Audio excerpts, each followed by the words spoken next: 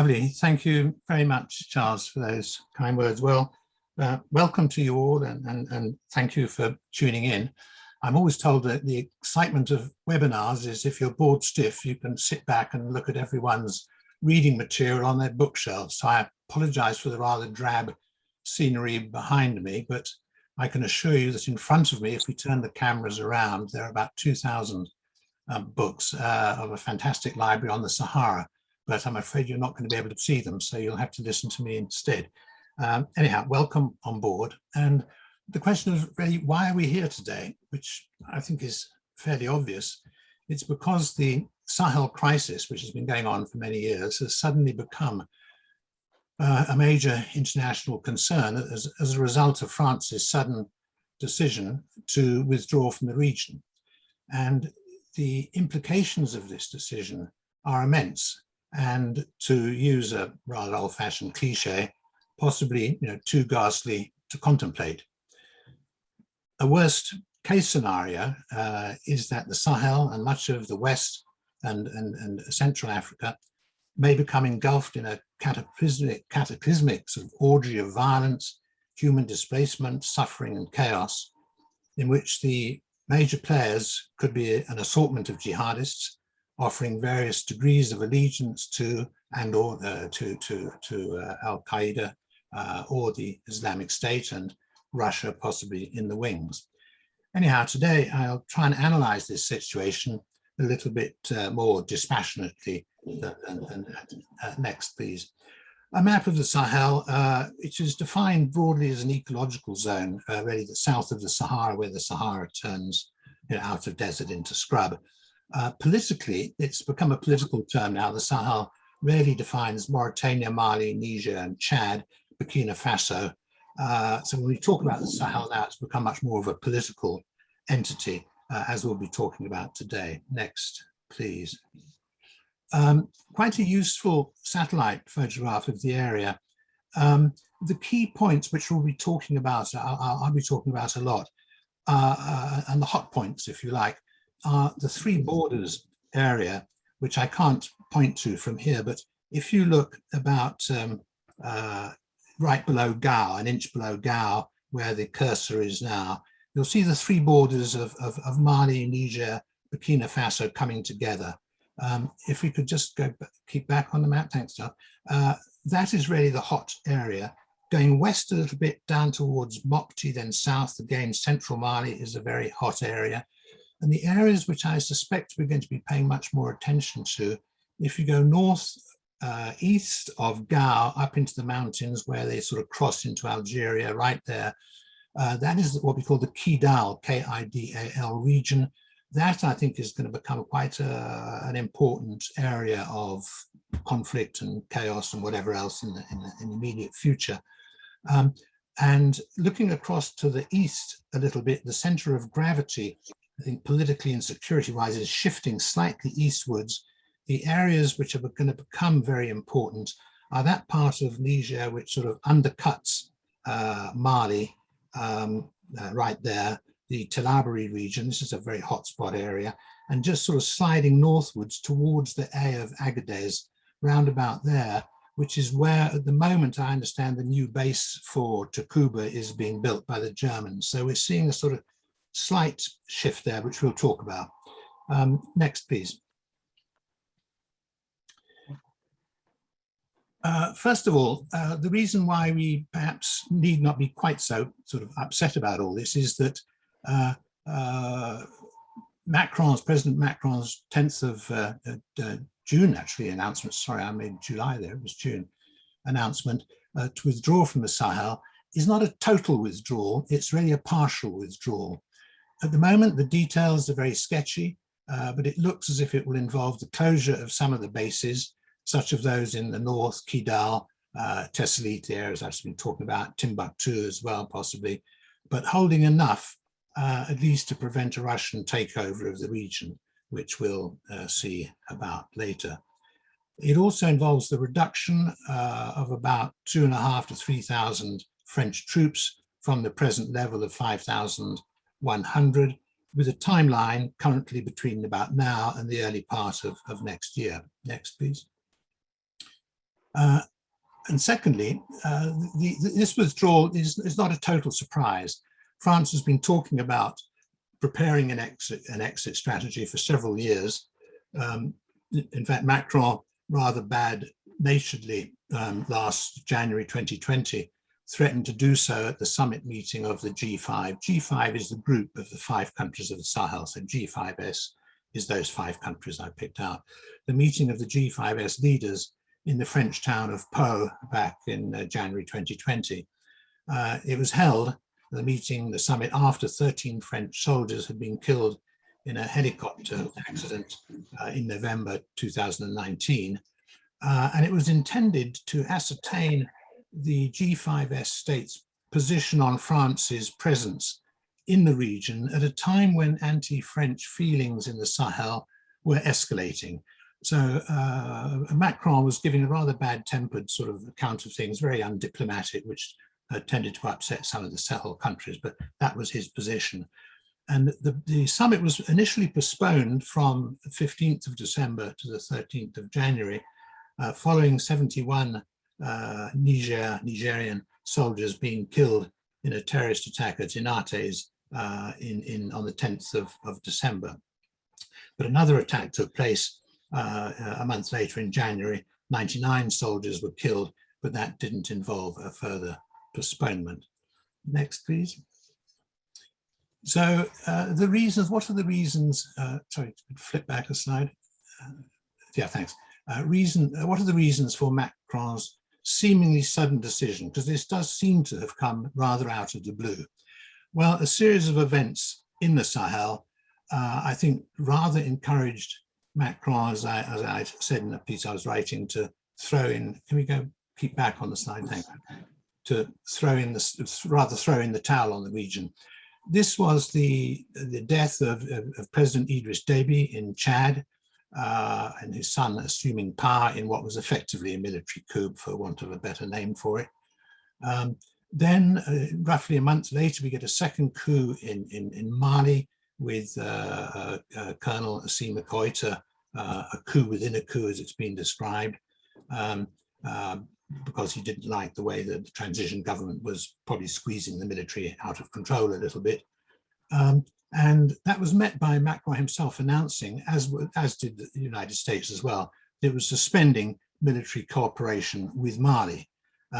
We then get his announcement that he wasn't just suspending with Mali, but the announcement of a French withdrawal from the entire region on the 10th of June. Another major consideration, I think, is probably Macron's concern, which has been developing certainly over much of the last year, about his declining popularity with the French public and his chances of winning the election in April next year, the presidential elections. The French public hasn't really been paying much attention to the Sahel because it hasn't really been getting a huge amount of news coverage over the years. It's been sort of simmering on in the background, but it has been ramping up recently, and the French public beginning to become more disillusioned with the lack of success in the region over 8 to 9 years, during which time 55 French soldiers have been killed. Not a huge number, but it has been impacting on the French public. And in the regional elections this last month, Macron's party really got a bit of a drubbing, winning no regions in mainland France, only one Guadeloupe abroad. Okay, it didn't have much of a local base. Macron didn't canvass much for it, not much effort was put into it, but he only won 11% of the votes across the country, which was enough to certainly set alarm bells ringing, and quite a lot of interesting political analyses have come out in France on what this may bring about next year. Next, please. Other reasons for Macron's decision. There's been an increasing anti-French sentiment in the Sahel. This has been a little bit on-off, and it tends to be in the urban areas, not surprisingly, particularly in Bamako, but it's been grating in France. And it's certainly been an irritant to Macron, what he sees a lack of gratitude for French sacrifice in the region. There's also been a growing criticism with France's regional strategy. And the sort of question, which I've put here, what has gone wrong with the French strategy?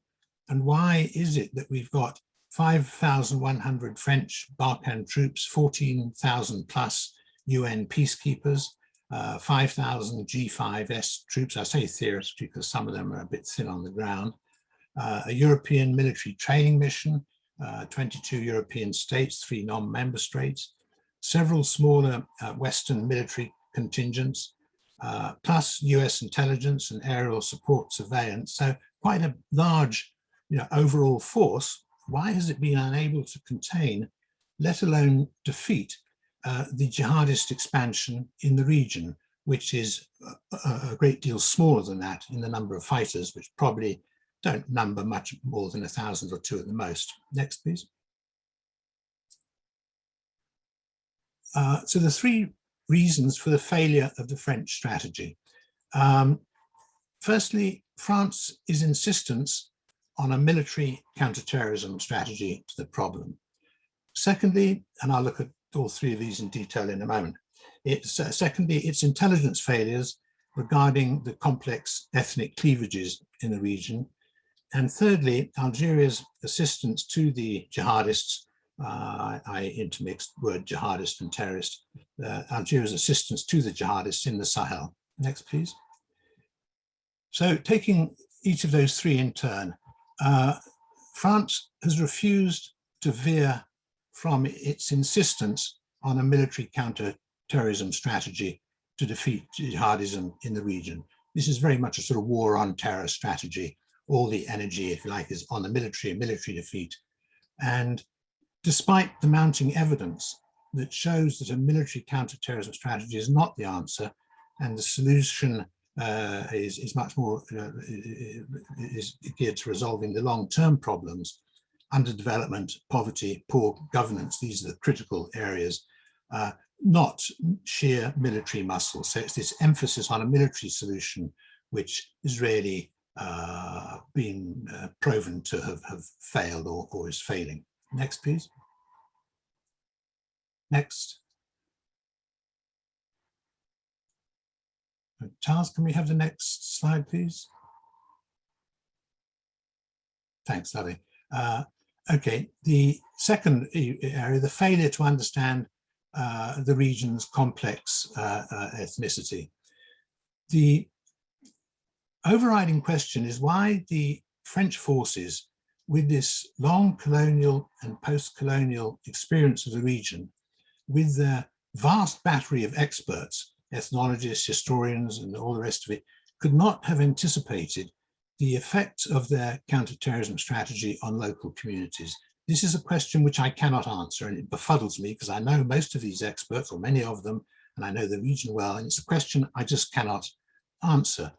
But France's branding of certain ethnic groups, and I won't go into all the details, the certain ethnic groups as terrorists, leading to the subsequent encouragement of their traditional enemies to form auxiliary militias, has been a major contributory factor in the escalation of inter-ethnic and inter-community conflict, and I can't read the last word, it's cut off on the screen, inter-community conflict in the region, especially in sort of central Mali and in the Three Borders region between Mali, Niger, and Burkina Faso. So this strategy of France of getting one group, which they have branded as terrorists, in every case incorrectly, to sort of fight another group which they, see there, has really led and escalated in a very dangerous way the escalation of inter-community violence in the area, which is far greater in terms of killings than attacks by jihadists themselves on communities. Next, please. The third factor is the Algerian assistance that's been given to terrorists. When Macron took office in May 2016, his first trip, a couple of weeks later, was to fly down to Gao and meet his French commanders there. And they told him that they could not win the war with one arm tied behind their backs. What they were referring to was Algeria's sort of secret assistance to the main regional terrorist groups in the region, notably Iyad Agrali, who's a key terrorist leader in the area. Iyad Agrali's Ansar al-Din, which later changed its name to Janim, and especially by providing them with a sanctuary or a rear base in Algeria. And these jihadist fighters only had to cross the Algerian border. If you think back on that satellite pictures up in the north of the Kidal region, all they had to do was cross the border there. They were safe in Algeria, and French troops couldn't pursue them.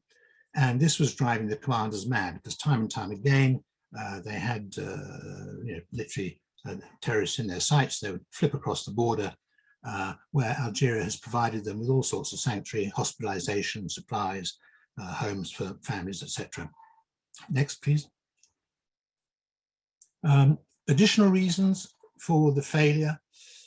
Well, right throughout the region, endemic corruption in government and in the military, bad governance, which has become deplorable in many respects, and political instability, all of which are sort of linked. Also the weakness of the Malian and Niger armies. For example, in early 2020, at least 600 civilians were documented, and they were documented rank, name and number, as having been killed in extrajudicial killings by Malian and Nigerian troops. Appalling, and there's been more of that. That hasn't stopped.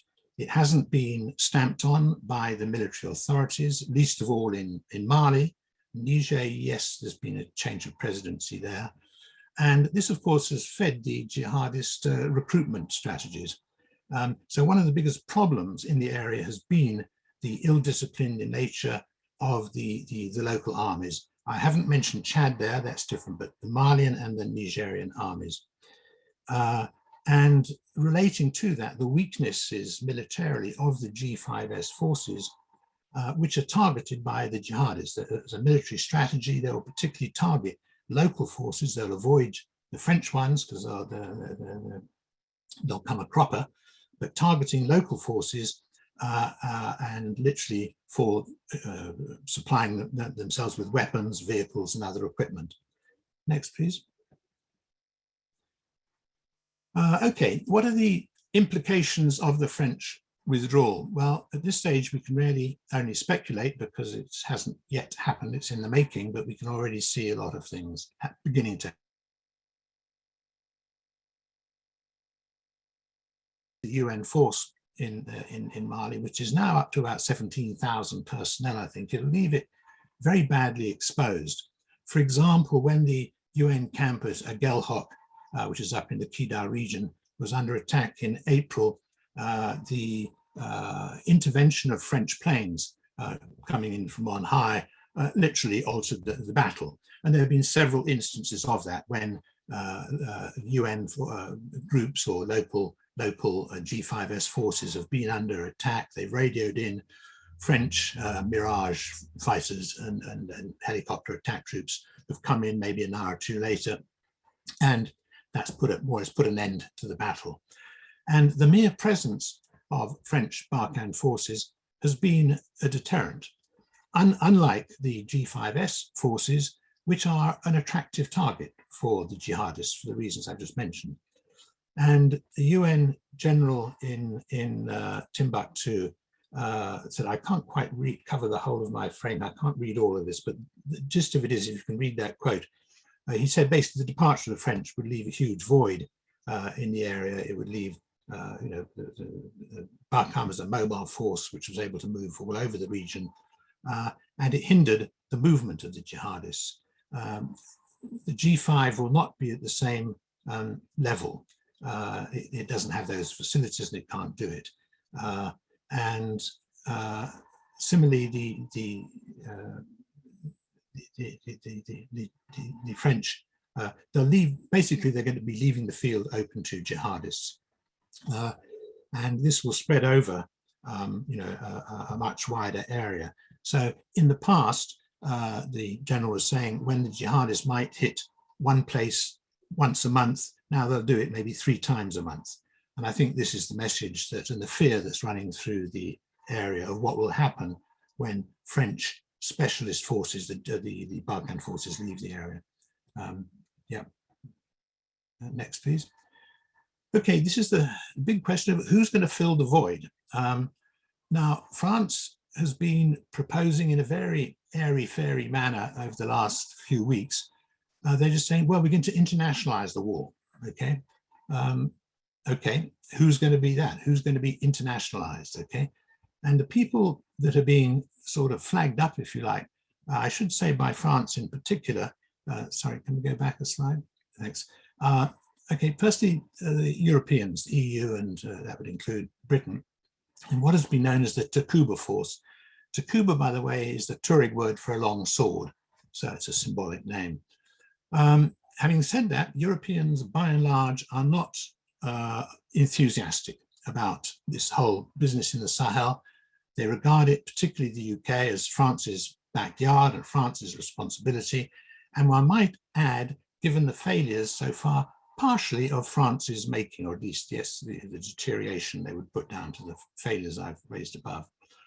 The Takuba force, in my view, is disjointed in all respects because of its rather one-off operations. It's got a far greater committal to training the local troops, and boy, they need a lot of training, that's for sure. Training troops rather than combat. There isn't a great enthusiasm in any European country for having young European soldiers literally going out into a pretty tough environment, actually fighting with these terrorists. The one force that has done that has actually been the Chad forces back in 2012. They went in there literally boots and all, and it was really tough fighting, and they inflicted a lot of damage on the terrorists back in 2012. But there's not a great deal of enthusiasm from this from Europe. The United States, similar. The Biden administration policy is still being formulated. It's certainly not very clear what it will be in much of Africa. There are approximately 800 troops in the region. Most of these are at the Air Base 201, which is the Agadez base. I'll show you that in a moment. A much smaller base at Durku, which is very small, and that's actually a CIA base. I don't think there are actually American troops there. The American contribution to intelligence, training, these are all positives they can do. Aerial surveillance, certainly, but I don't think we're going to see, well, it doesn't look like it, American troops actually being committed to combat. America does not have a flavor for that at the present moment. On the contrary, it's been one of withdrawal. Even though France's Armed Forces Minister, Florence Parly, met with her US counterpart, Lloyd Austin, a couple of weeks ago in Washington. They signed a new sort of special force cooperation sort of roadmap.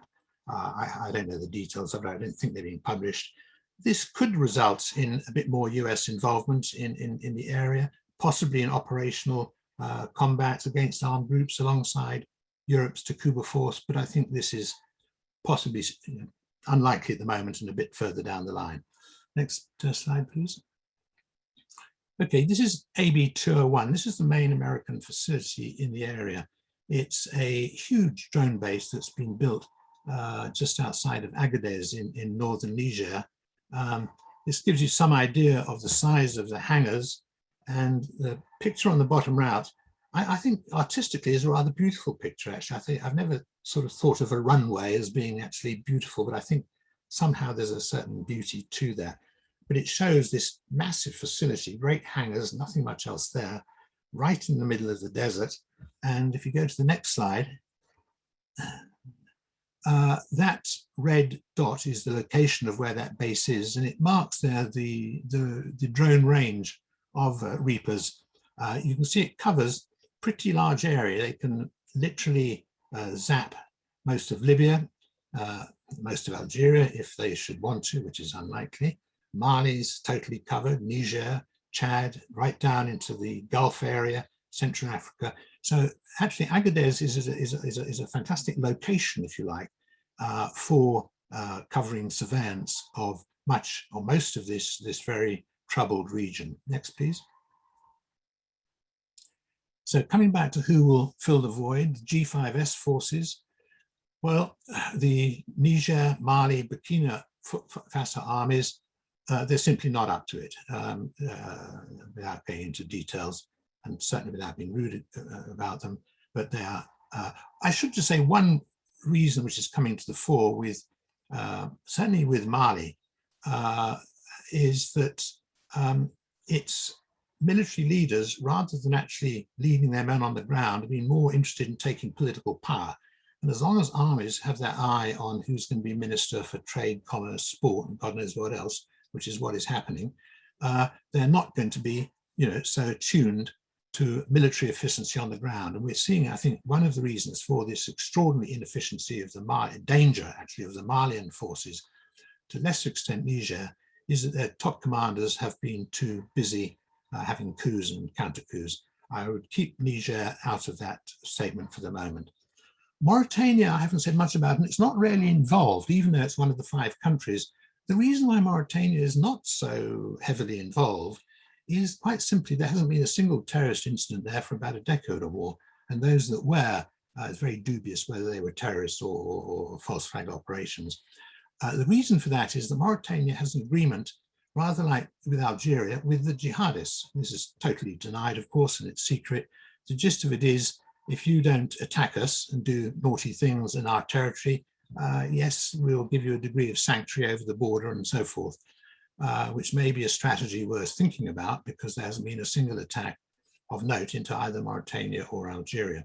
I'll clarify that the attack in Menas in 2013 was not a terrorist attack, it was a false flag operation, and it didn't come from the Sahel.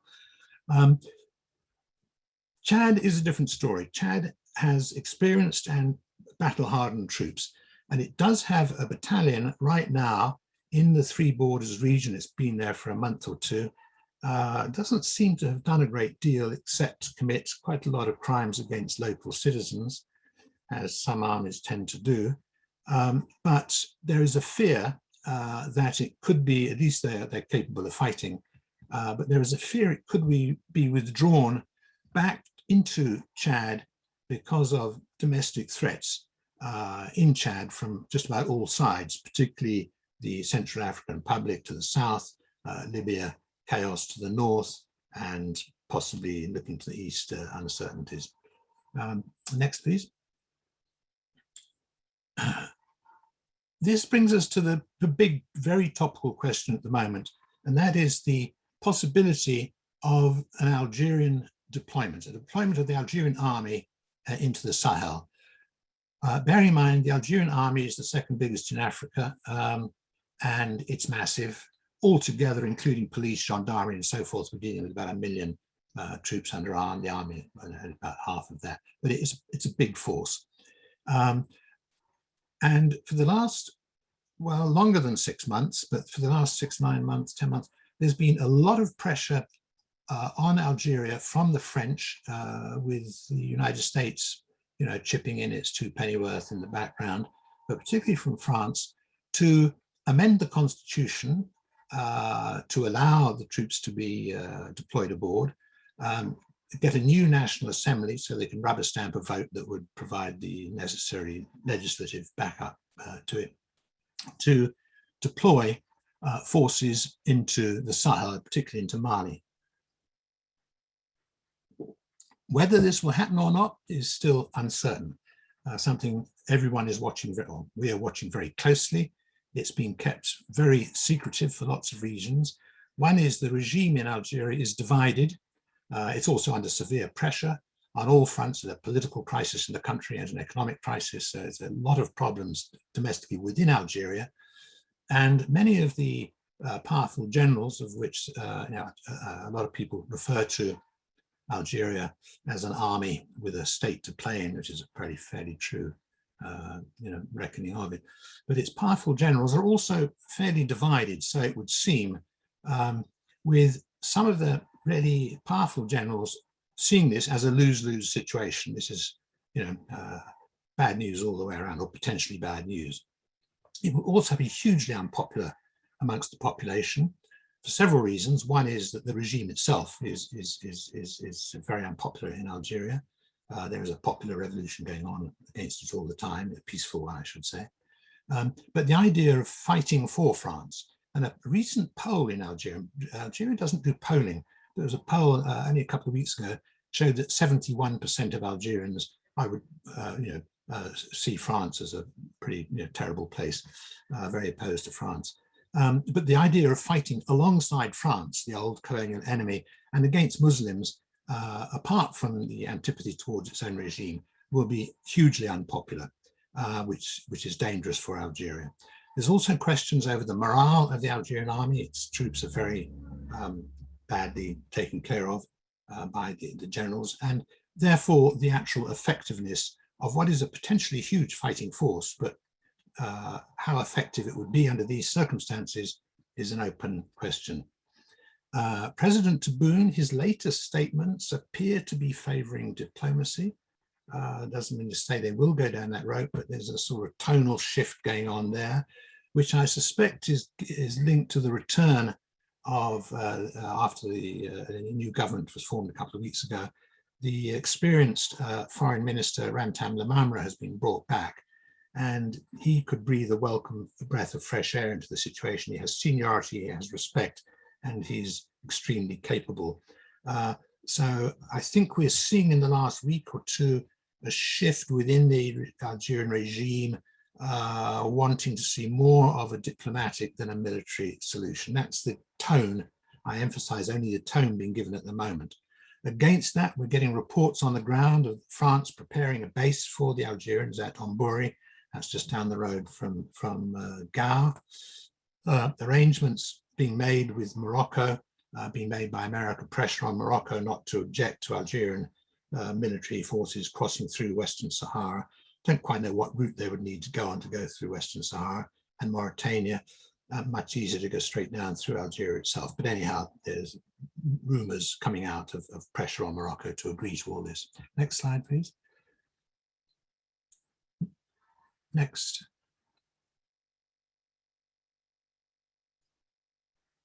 Charles, can we bring up the next slide? That's it. Super, thank you very much.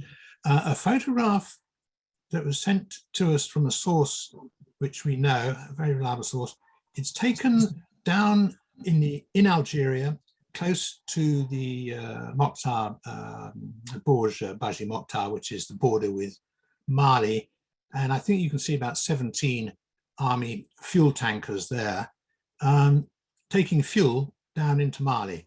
So the question is, what were they doing? I can't give you an answer. I just have the photograph. The location I do know, and the source of the photograph I do know, but whether this is fuel that's been taken out to pre-stock, if you like, to have fuel, enough fuel down there for the Algerian troops, whether they are supplying French troops, there has been an agreement possibly there, or whatever else. But it shows you the scale of the Algerian ability or power in the region, and what it is capable of doing. I think that photograph really tells you a lot, except the key question I can't answer, who is the fuel for?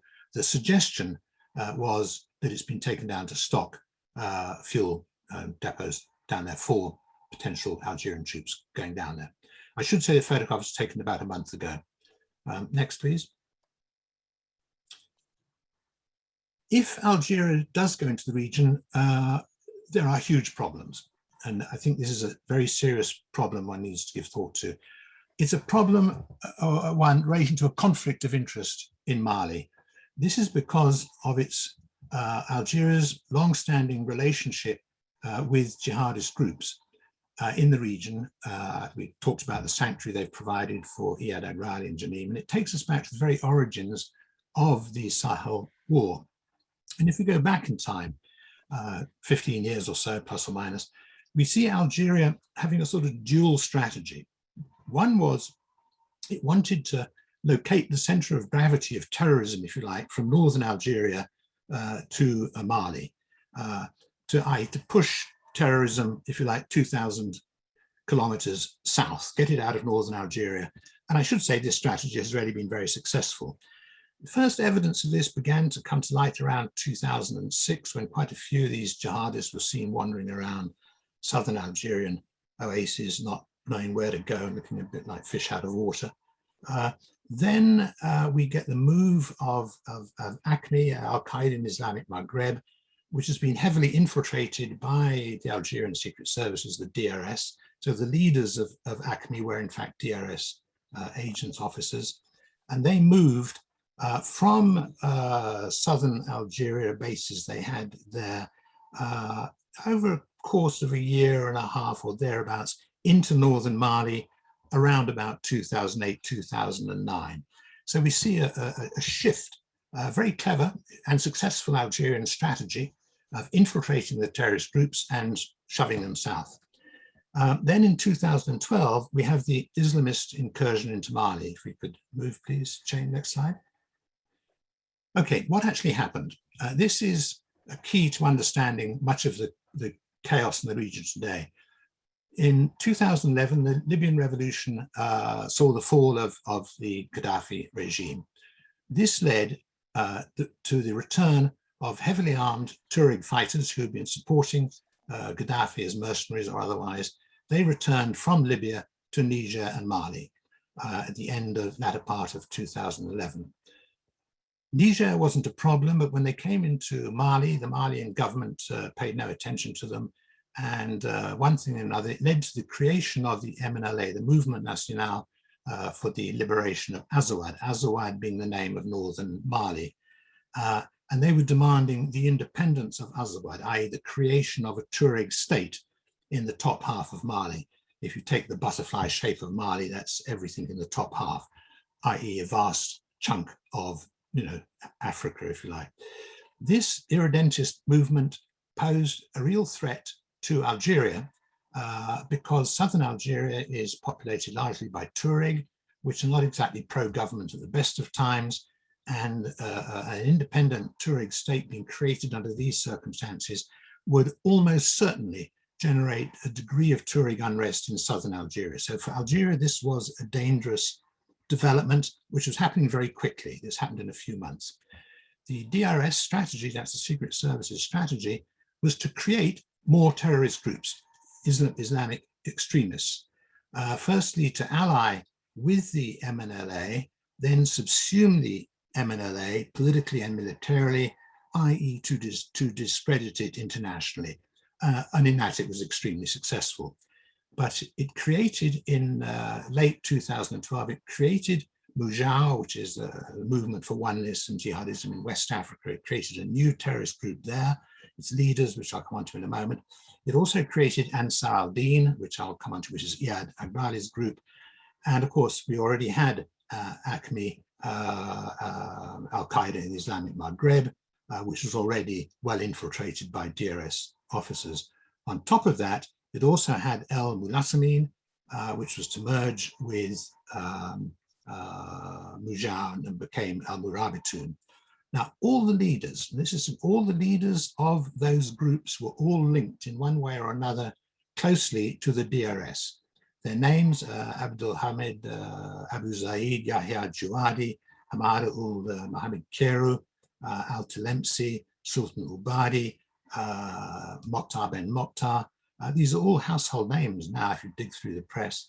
And Iyad Agrali, who is the big guy, if you like, in the area at the moment, who is often referred to as Algeria's man in Mali. So what we see happening, or what happened with the 2012 incursion into Mali, this was, if you like, encouraged, supported, pushed by the Algerian DRS. The logistics for this operation, fuel in particular, think back on that last photographs, and weapons, under the arrangements of General Ait Urabi, generally known as General Hassan, was his war name, who was imprisoned. He was involved in the Menas attack. He's just done 5 years in prison for technical reasons, I should say.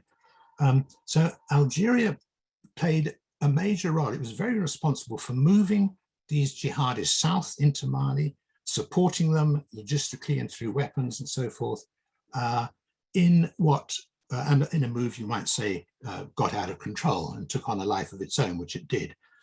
But it faces awkward conflicts of interest. So if Algeria is to move its forces down there, there are these serious conflicts of interest, which may have advantages, possibly, as I mentioned later, with dealing with Iyad Agrali. But without them, if we don't have Algeria's forces there, the forces on the ground are really rather thin. So this is a bit of a double-edged sword, which is something we need to keep a very close eye on. Next, please. Next slide.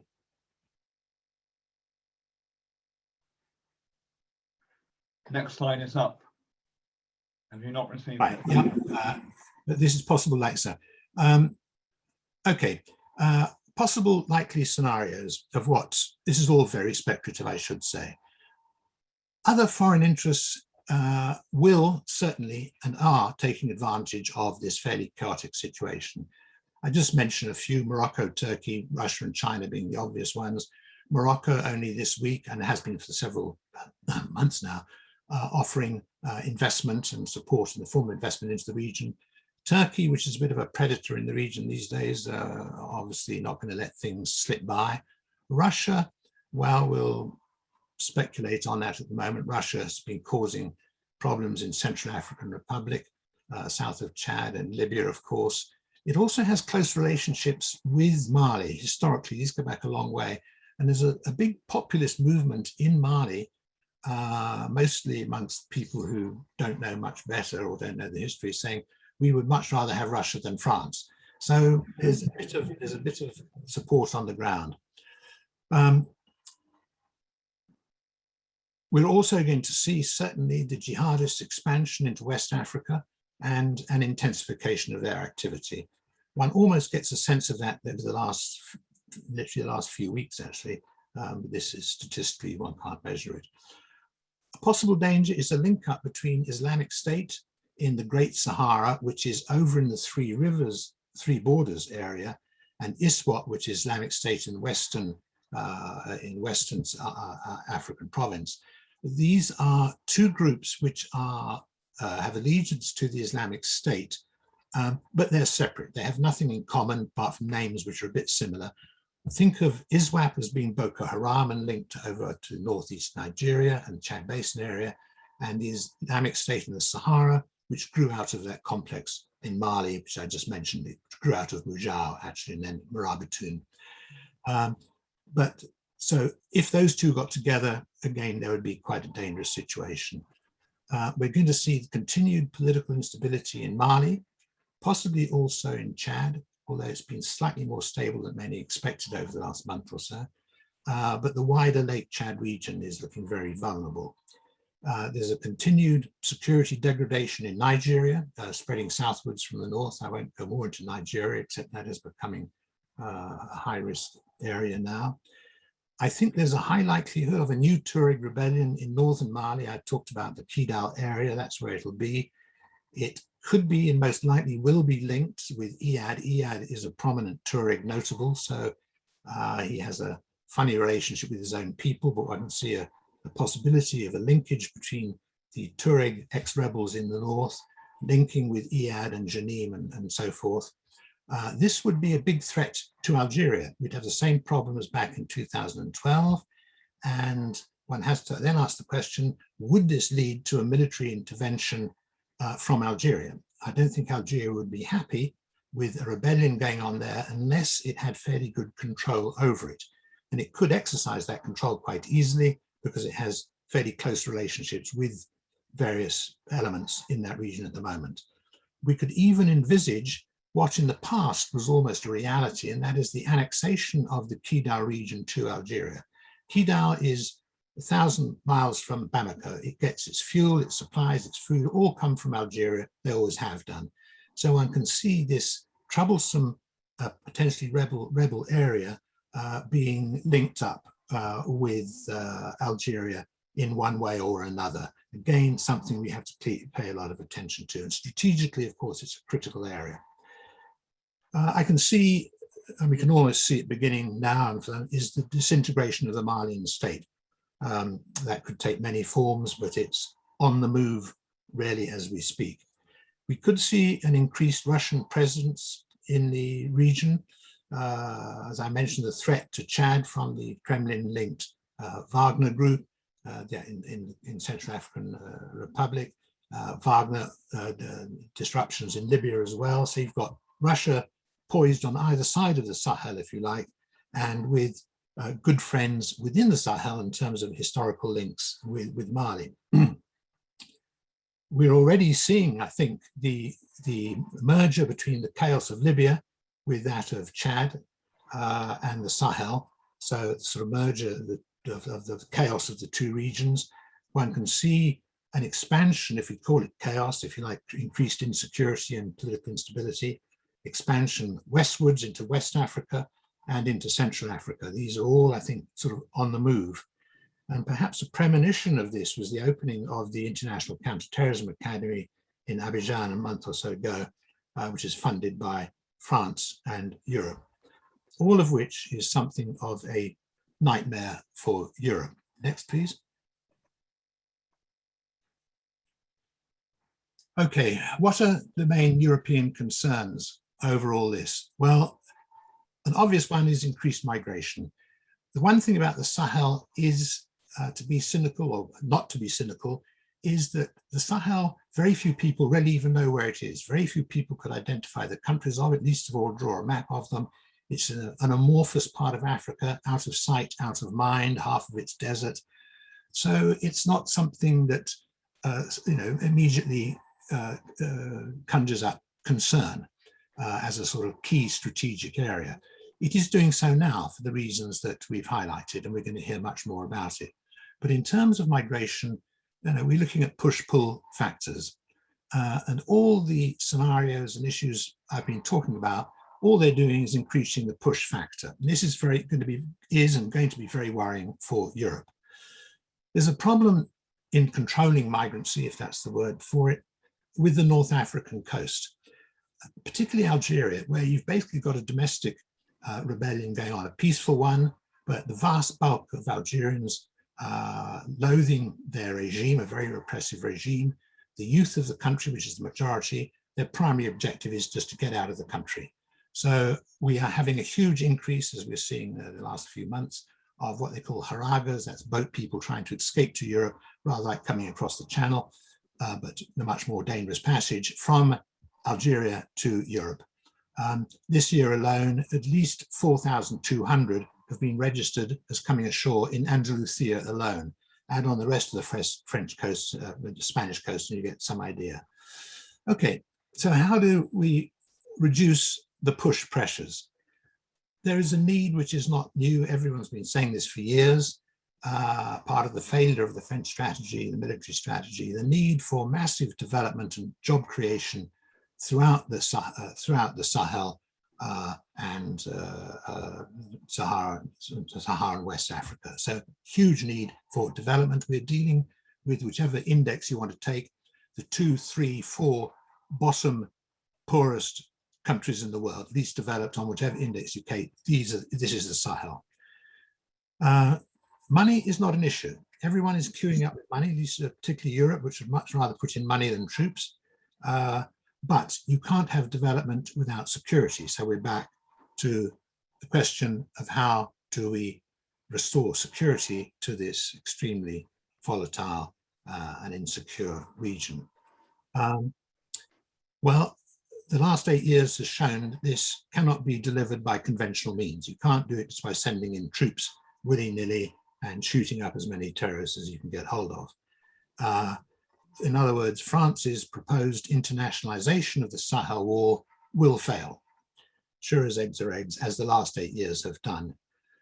The only solution is probably to face what people like France have refused to face up to, and that is to negotiate with the jihadists. So the question is, which ones? I don't think there's much ground to be gained for negotiating with the Islamic State group. In fact, from a military point of view, I think they could be eliminated relatively easily through conventional military means. They are more vulnerable to that. Not so much Janim in the wider group. And here the key man is Iyad Agrali. And at the moment, and for some months now, tentative back channel moves have been going on in this direction.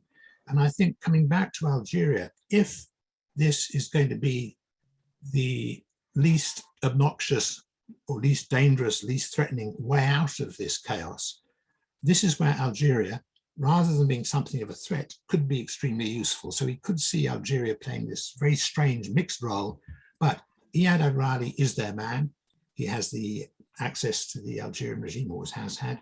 I should say he's been a DRS associate since late 1988. I should know I met him and knew him in those circumstances or after that. And he's a key man in the area.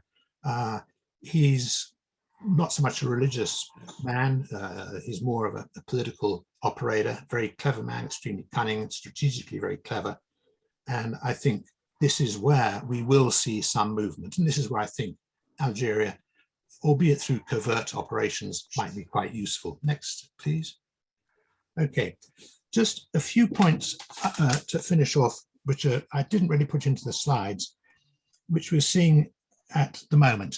In the last week or two, we are seeing a shift in the center of gravity from Mali to Niger, and the new strong man in the Sahara that's coming out here. Charles, sorry, are you? No, if you can carry on, that's fine. Yeah, okay. There's no more slides. Okay, no more slides, no. I think we're seeing Mohamed Bazoum, the new president in Niger, rapidly becoming the new strongman in the Sahara. I say rapidly because Mali is going down the tube as fast as its legs can carry it. Chad is extremely uncertain after the coup there. And Bazoum is taking full advantage of this. He was in Paris last week telling Macron all that he wanted to hear. He was in Algiers a few days after that, telling the Algerians a few home truths, which he should know because he's been around for a very long time. He's an extremely intelligent man. He knows Algeria exceptionally well. They tried to bribe him with $2 million a few months ago to fix the elections, which didn't need fixing. And he claims to have rejected the money and told them to take a running jump, but he will be reminding of them that. He got the frontier, which has been closed for 4 or 5 years. He got that open more or less overnight. And he also knows that Algeria has played a key role in the past in supporting terrorism. So Bazoum has the drop on pretty well everyone in the region. And I think we'll be seeing him emerging in a very strong way here. Secondly, I see the debate in the United Nations Security Council a couple of days ago, drawing attention to the threat of this movement south of jihadism into West Africa, linking up with the maritime criminals operating in the Gulf. Well, I think that's a bit far away, but you can see how thinking is going here. The world is suddenly seeing this area as possibly a new, really troublesome area. So even though that's a bit far-fetched, you've got to look at just the cocaine traffic, which moves into the coast, not even looking at the oil factors, the cocaine that comes in through the coast, Benin, Ghana, Cote d'Ivoire, that is handled through Mali. A lot of these people are involved in that movement. So too, I should say, are the security forces in the countries concerned. So there's a dangerous scenario there. I think we're also seeing a new military strategy, if you can call it that, from the jihadists. The jihadists have basically been carrying out a lot of civilian attacks for other reasons, but from a military point of view, they keep away from French forces. They're not going to go and attack the French forces because they'll get clobbered. They're too good, they're too professional, they're well equipped, they're well armed. The local armies are soft targets. So the targets have been very much the G5S troops. This is where they get their arms from, their vehicles, equipment, and so on and so forth. I think what we're going to see now is targeting of foreign troops, not French, the Takuba troops, the UN groups attached to the UN Municipal Force, because these are rather like sitting ducks. They're soft targets. And just in the last couple of weeks, we've seen 2 German patrols groups linked to MINUSMA coming under attack. Don't think anyone was killed, but there's some pretty severe injuries, at least 13, and maybe a few more. Not quite sure of the details. I think we're going to see the jihadists their second strategy, their first strategy was to get rid of foreign troops. Well, they see this as a huge success, the French withdrawal. This is massive propaganda. Next target is going to be other foreign troops, European troops in particular. They'll probably be very careful about attacking Americans. That's always a very dangerous thing to do. But European groups, Europe is a bit divided, it's a bit chaotic. One can see this, and maybe the attacks of the last couple of weeks are a sign of things to come. Again, looking further down the line. And we wrap up. Yeah, final point is the Cuba force. Those of you from European audiences, how big is it? How strong is it? The latest figures I have on it are 600. 600 is not going to take you very far. 600 troops from 8 different countries so far. The tendency in Europe is to be nice to France. Yes, we'll help. Yes, we'll send troops, but whoopsie, we've got to postpone them a year. We've got to hold back. We're a bit busy doing this, etc. There is a reluctance in Europe in general to actually commit combat troops. A new base has been built by Germany up in Niger, close to the Malian border, in a region called Tilia. And this is maybe where we're going to see their central base. But those statistics do not augur very well. So I think this question of who's going to replace the French forces, the answer is wait and see, but there's no obvious place where it's going to really be done very easily. And however rude we may be about the French strategy or whatever else, one has to credit the fact that their troops are professional. You do not want to bump into them a dark alley at night, etc. And in that sense, even the jihadists have kept away from them. With the French troops gone, I can see an opening up for jihadism and all the other scenarios that I've talked about. On which point I'll thank you for listening, and I'm sorry you couldn't enjoy the books in the background. Maybe I was more interesting than the books, who knows? But I hope you enjoyed that and found it useful. Thank you, Jeremy. We've got we've got lots of questions. I'm going to be selective in what we ask, and if you can answer quite quickly. We've got a maximum of 10 minutes before we have to stop. How complicit are the national governments in promoting instability? I don't know which governments one's referring to. Presumably Niger and Mali and... well, Niger and Mali, they are the cause of instability themselves as governments. It's very difficult to call them governments. We're looking at appalling governance in both, particularly Mali. Niger, I don't want to lump into the same category. So just to give you Mali, there are only 100,000 civil servants in the whole of Mali. That's sounds big. That's a terrifyingly small number. So you've got whole swathes of Mali where there is literally no governance at all. No judges, no school teachers, nothing. You've got, in Mali in particular, a regime, a government which has been totally preoccupied with its own power and has been for several decades or more, and has been a major contributory factor to this situation. In fact, the movement of jihadism into this area is really the product of the lack of governance in the Sahel. Algeria, I've talked about, I don't want to say more about it. Algeria has been a major cause of instability in the Sahel. It's its own backyard, and it has often quite nefarious strategies there. I think it's in a huge dilemma at the moment. Pressure on it to send in troops, very dangerous scenario for all sorts of reasons. If they do go in, it'll cause lots of issues and problems in the Sahel. It may even be a solution insofar as this is where there could be some sort of deal done with Iyad al-Mali, but I don't think you need Algerian troops in the region to reach a deal. Okay, sorry, yeah. We've got a few more. On mining, what are the connections between Russia and Mali? And also, will France defend its uranium mines in the north of Niger? Gosh, I'd have to be honest and say I don't know. I can't see France being overly keen on defending its mines. It has the older Riva mines, one's closed down and they're thinning out, and there's no great initiative that I can see on the ground to reopen them. So I can't see France rushing headlong back in either to defend its interests or to expand those that it still holds there. I may be wrong, but one gets a feeling that France has kind of had enough. And if there is an excuse to get out, it will do. And I think they've got alternative supplies of uranium. So I can see them hanging into what they've got. I wouldn't be at all surprised if they even started selling off their remaining interests. Russia in the region, well, Russia still has to show its hand in the region. We're talking hypothetically because Russia isn't actually there at the moment. I was talking to a Russian expert the other day and I was saying, what does Russia do? And they said, well, they always follow what the Americans do. Well, that's not very helpful because I don't see Americans rushing in to grab uranium mines or anything else in a hurry. I think Russia might be interested. It's a bit preoccupied at the moment in CAR and Libya.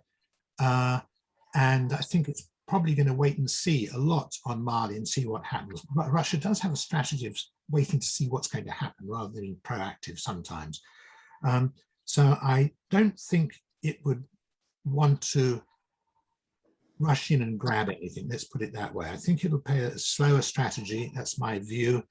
I also think that if it was moving quickly, this would merely precipitate more intervention from America, Europe and Western powers. And I don't think it wants that. So I'm sort of veering away from giving a straight answer, but I can't see Russia moving in a hurry, even though it's in the wings and it does throw up rather, unpleasant scenarios. And the ground, the terrain is a bit ripe for that. But okay. Is there any involvement or response from China to these conflicts? Not a great deal. China likewise is rather sitting back, and its strategy has always been different from commercial and infrastructural. And again, I think if you look at its involvement in Niger, for example, again with infrastructure, oil, gas, and so forth, again, I can't see China gaining and profiting much from more and more unrest in the region. It would rather have stability, greater influence, which it's already getting, particularly in the commercial infrastructural sort of way. But I can't see it moving in militarily, and there's certainly no great sign of it.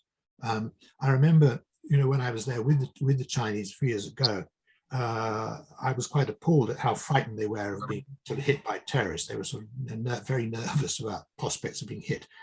They didn't want to get involved in any sort of conflict type situation. And that sticks very strongly in my mind. And I doubt whether that has changed very much. So I can't see China moving in, certainly on the military side at all, but will certainly probably take advantage commercially of weaknesses in the area, which are huge. Okay, one final question. Can you update us on the status of the current Western hostages in the region? No. Which ones are we talking about? I don't know. Well, there are not many left. There are 1 or 2. In the past, there has been a tendency, and I don't know about the present ones, to actually hold them, keep them in Algeria. This is quite interesting. Part of the Algerian support for the region is for the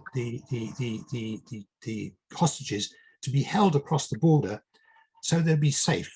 They'll be protected, ironically, by the Algerian army or DRS in the area.